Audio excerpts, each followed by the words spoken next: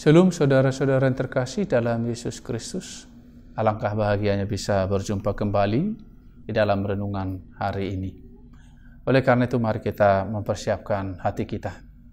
Kasih karunia dan damai sejahtera dari Allah Bapa dan anaknya Tuhan Yesus Kristus menyertai kamu sekalian. Amin. Saudara-saudara yang terkasih dalam Yesus Kristus, firman Tuhan untuk kita hari ini dari Pengkhotbah pasal 3 ayat 14. Demikian dikatakan di dalam firman Tuhan, untuk segala sesuatu ada waktunya. Aku tahu bahwa segala sesuatu yang dilakukan Allah akan tetap ada untuk selamanya. Itu tak dapat ditambah dan tak dapat dikurangi. Allah berbuat demikian supaya manusia takut akan Dia. Demikian firman Tuhan. Segala sesuatu yang dilakukan Allah akan tetap ada untuk selamanya.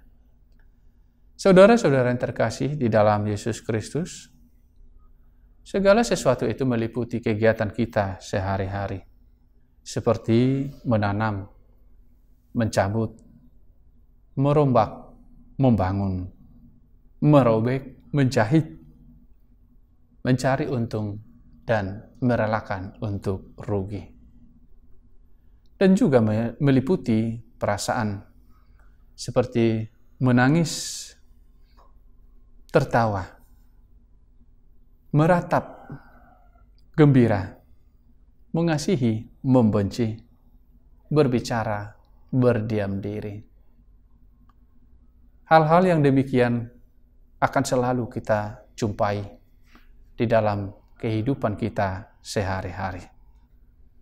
Peristiwa kehidupan seseorang juga lahir, meninggal, perang, damai.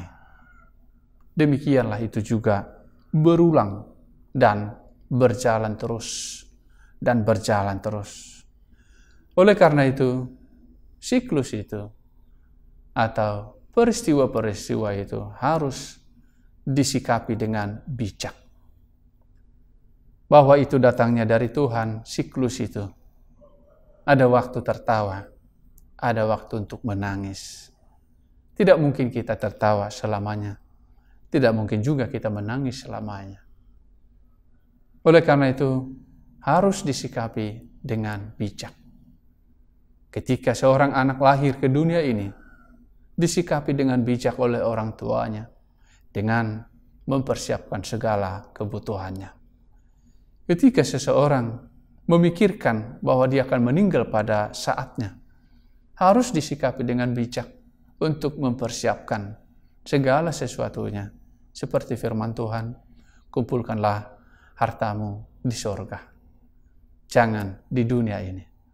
Karena harta di dunia ini bisa diambil pencuri, dimakan karat, bisa hilang, tetapi harta di surga tidak akan pernah hilang karena Tuhan sendiri yang akan menjaganya. Masa itu, ritme itu, peristiwa itu berulang dan berulang, terus-menerus selama dunia ini masih ada. Dan pada waktunya di masa kekekalan itu tidak terjadi lagi. Seperti dikatakan di dalam firman Tuhan, di surga itu tidak ada lagi tangis, tidak lagi sakit, tetapi hanya sukacita selama-lamanya.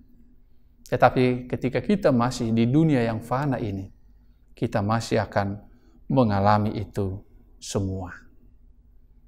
Mungkin bagi sebagian orang, peristiwa-peristiwa itu, siklus yang demikian, dianggap sebagai sesuatu yang membuatnya frustasi.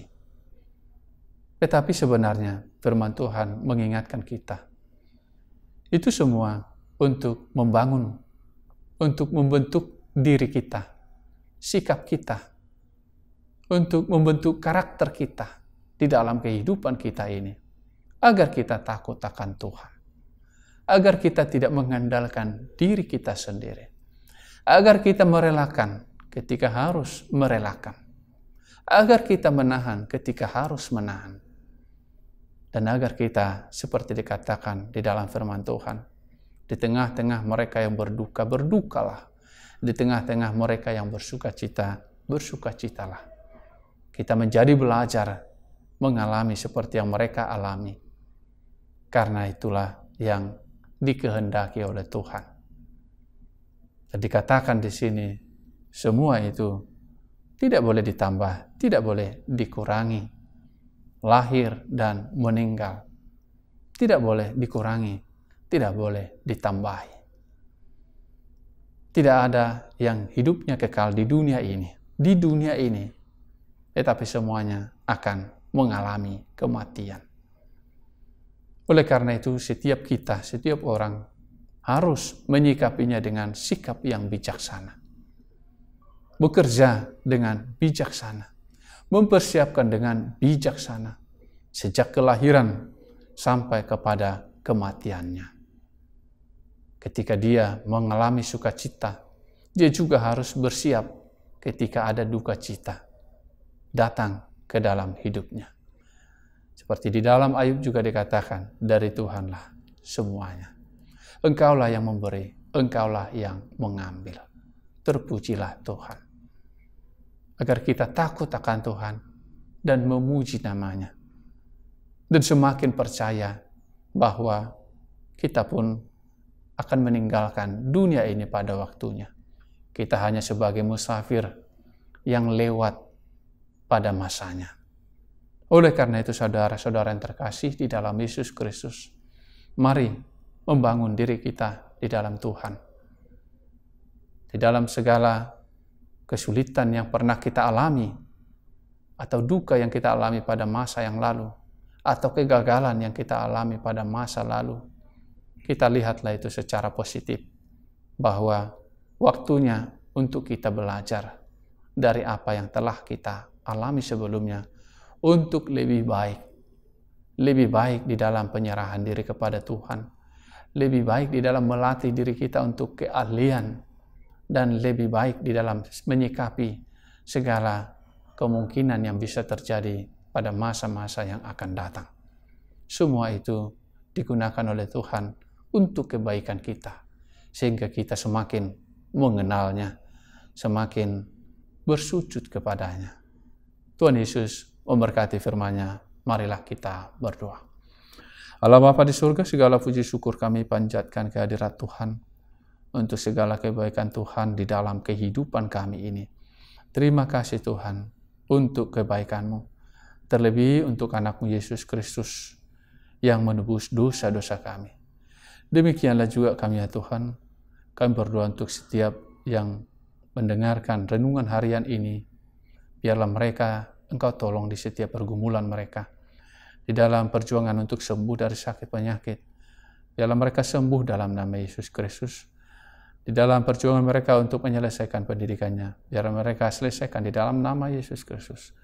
Dan di dalam perjuangan mereka untuk ada damai sejahtera di rumah tangga masing-masing, biarlah mereka beroleh damai sejahtera itu di dalam nama Yesus Kristus. Ampuni ya Tuhan segala dosa dan kesalahan kami. Di dalam Kristus Yesus Tuhan kami berdoa kepadamu. Amin. Kiranya kasih karunia Tuhan Yesus Kristus dan Allah Bapa dan persekutuan Roh Kudus menyertai kamu sekalian. Amin. Shalom saudara-saudara yang terkasih dalam Yesus Kristus. Tuhan Yesus memberkati firman-Nya.